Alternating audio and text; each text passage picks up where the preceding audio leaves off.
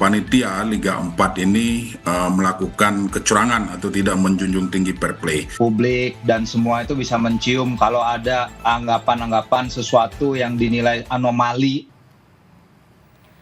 Saudara, video undian putaran nasional Liga 4 sempat disiarkan langsung PSSI TV di kanal YouTube-nya. Namun akhirnya di take down alias dihapus. Cuplikan video yang telah beredar di media sosial itu disorot karena tampak keanehan saat mengundi grup N yang hasilnya diisi Persewangi Banyuwangi bersama Papua Tengah, Jawa Timur 4, dan Jawa Barat 2. Saat mengambil bola undian, tampak tangan pengundi digeser ke bawah meja sampai tidak terlihat. Kemudian ia mengangkat kertas yang terlihat terlipat lurus dan mengumumkan nama timnya. PSSI langsung angkat suara dan meminta pengundian ulang. Provinsi Banten dari tingkat provinsi. Melalui keterangan tertulis, Ketua Umum PSSI Erick Thohir berbicara, kami menyesalkan pelaksanaan drawing Liga 4 yang berlangsung secara tidak profesional dan tidak transparan. Jangan pernah main-main dengan kompetisi Liga. Demi menjunjung fair play dan integritas kompetisi, kami mendesak agar dilakukan drawing ulang dengan prosedur yang jelas, adil, dan melibatkan semua pihak terkait. Apa yang dibaca dari carut-marut undian Liga 4 dan bagaimana sanksi tegas bisa dijatuhkan oleh PSSI kepada para pihak yang terlibat? Kita akan bahas bersama Lalu Hadrian Irvani, Wakil Ketua Komisi 10 DPR RI fraksi PKB dan pengamat sepak bola yang juga jurnalis olahraga, Mas Firzi Idris. Mas Firzi, Pak Lalu, terima kasih sudah bergabung bersama kami di Kompas Petang. Saya ke Pak Lalu dulu. Pak Lalu, kalau Anda melihatnya ini sudah mendapat klarifikasi soal ini dari PSSI? Ya, beberapa waktu yang lalu kami klarifikasi di PSSI dan memang terjadi hal-hal yang diributkan hari ini baik di media sosial maupun di media massa.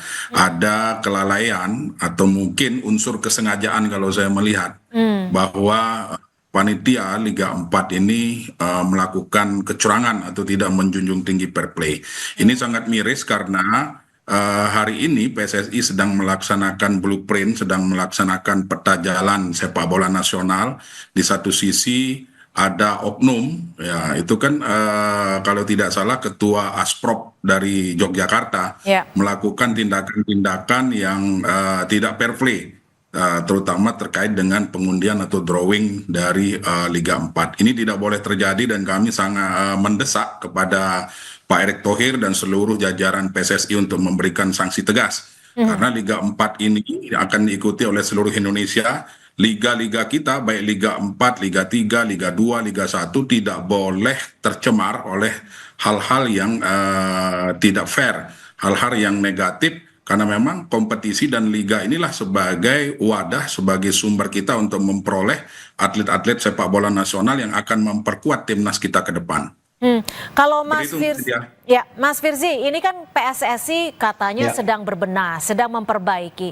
Lalu Anda melihat ini lolos dari kejanggalan undian Liga 4 atau bagaimana Anda membacanya?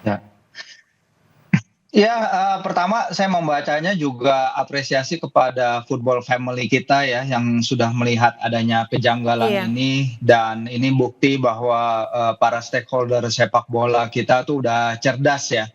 Publik dan semua itu bisa mencium kalau ada anggapan-anggapan sesuatu yang dinilai anomali atau mencurigakan gitu. Karena kita udah tahu gitu, karena kita udah bertahun-tahun Mbak lihat cara drawing yang benar di Liga Champions, bagaimana seorang pengambil undian tuh mengambil bolanya dari bowl, terus membukanya, meletakkan bagian-bagian komponen bola di meja dan mengeluarkan kertas yang bisa dibaca oleh hadirin yang datang, dan juga kamera habis itu kemudian zoom in ke nama klub yang diambil dari undian.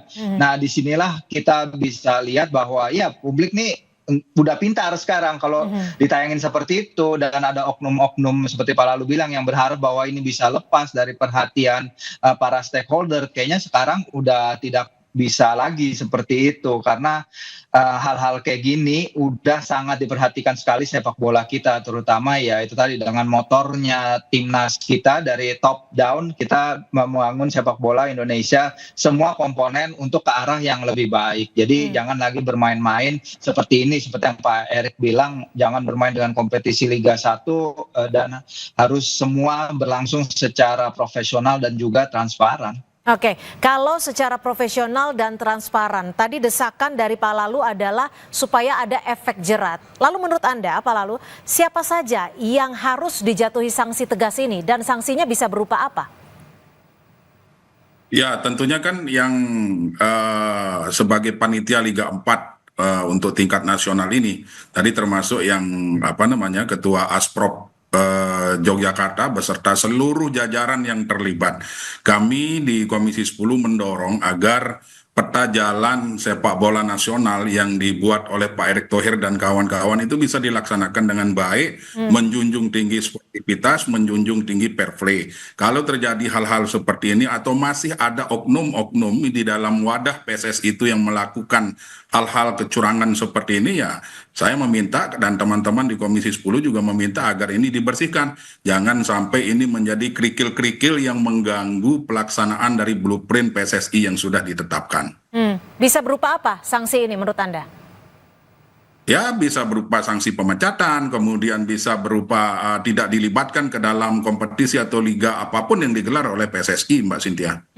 Mas Firzi, bisa PSSI menerapkan sanksi tegas seperti yang diharapkan atau didesak oleh Pak Lalu? Ya, harapannya semua publik sepak bola kan pasti itu ya. Jadi jangan hanya berhenti di drawing ulang gitu. Jangan hanya kita melihat ini sebagai suatu problem terus kemudian drawing ulang terus kemudian ke depannya tidak menutup ini akan terjadi lagi dan ini yang harus kita cegah, prevention ya. Ini kan sudah terjadi dan kemudian diulang, tapi kemudian ke depannya prevention seperti apa yang harus dilakukan, apakah itu sanksi keras, apakah itu langsung pemecatan seperti kata Pak Lalu, dan ini harus berasal dari internal federasi. Mereka harus juga bisa mengendalikan anggota-anggotanya, mereka harus bisa memberikan efek jerah, sebenarnya efek jerah yang paling paling tinggi. Jadi jangan anggap karena ini hanya Liga 4 terus kemudian diulang lagi terus kemudian beres, tidak, karena ini adalah penopang dari seluruh ekosistem sepak bola kita dari bottom, dari grassroots sampai ke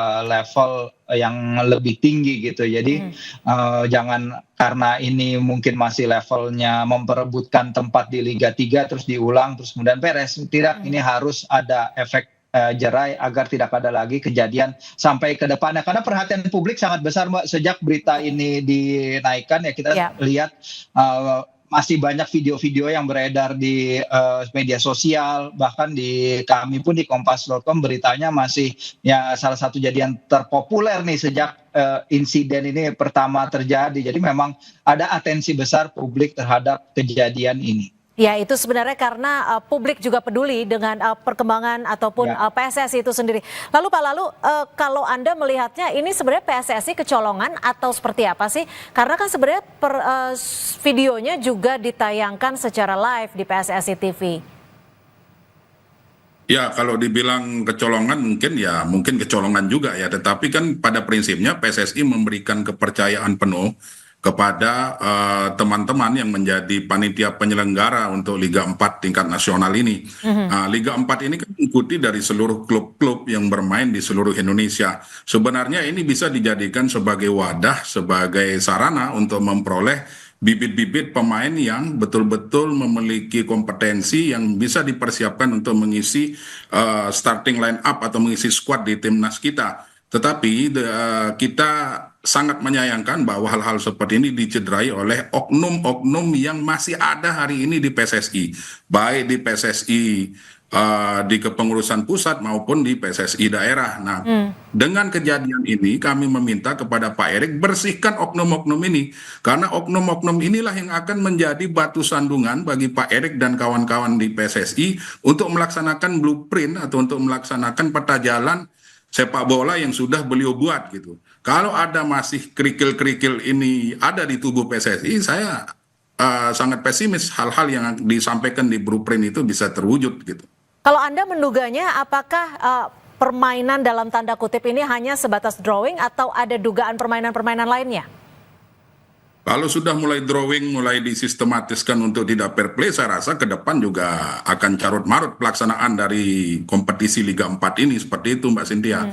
Saya pesimis kalau drawing saja dimainkan, ke depan nanti pasti akan ada hal-hal lain yang dilakukan oleh oknum-oknum ini untuk merusak citra dari pelaksanaan kompetisi Liga 4 ini. Nah, inilah yang harus dibersihkan oleh PSSI, harus dievaluasi, dan kami sangat mendorong itu. Kami mendukung penuh langkah tegas yang diambil oleh Pak Erick dan kawan-kawan. Nah, kalau dari Mas Firzi, melihatnya pola-pola kecurangan, permainan, itu pola-polanya seperti apa? Ya. Ya, kalau kita lihat kan emang ini benar seperti yang kata Pak Lalu sampaikan ya, bahwa ini agar kita bisa mengikuti pola dari roadmap kita, sepak bola, blueprint sepak bola kita, semua harus berjalan semestinya. Ya kita tahulah pasti sepak bola Indonesia itu seperti banyak juga di negara lain ya, mungkin belum 100% semuanya berjalan dengan baik dan berjalan dengan bersih. Tapi kita melihat upaya-upaya menuju ke sana itu kan sudah dilakukan ya. Pendekatannya memang sejauh ini top down ya, dengan timnas Indonesia prestasinya meningkat, dan juga akselerasi percepatan kita momentum di round 3 qualification, terus di Liga 1 kita menggunakan jasa pemain asing, kita kerjasama dengan JFA, dengan Jepang, Asosiasi Jepang untuk perwasitan. Ini hal-hal seperti ini kan sudah dilakukan di atas, tapi memang kalau kita lihat kan Pak Erick dan jajarannya kan mulai bekerja dari Februari 2023 ya, artinya ini memasuki tahun kedua. Jadi memang ini masih jadi bagian dari proses benah-benah sepak bola Indonesia, karena nggak mungkin segalanya langsung jebret, langsung bisa diselesaikan hanya dalam waktu setahun 2 tahun, karena kita tahu permasalahan sepak bola Indonesia sangat Tidak masif sedikit ya. sejak kembali. Tidak sedikit, benar. Kalau lihat perjalanan sepak bola Indonesia dalam 10 tahun terakhir, pembekuan PSSI, terus ada pandemi, terus ada tragedi Kanjuruhan yang sangat disayangkan. Ini akan memerlukan waktu sebenarnya, Mbak. Baik, jadi intinya pembenahannya juga harus dilakukan secara total. Jika ada pihak-pihak ataupun oknum-oknum yang ingin merusak PSSI, memang harus dibenahi.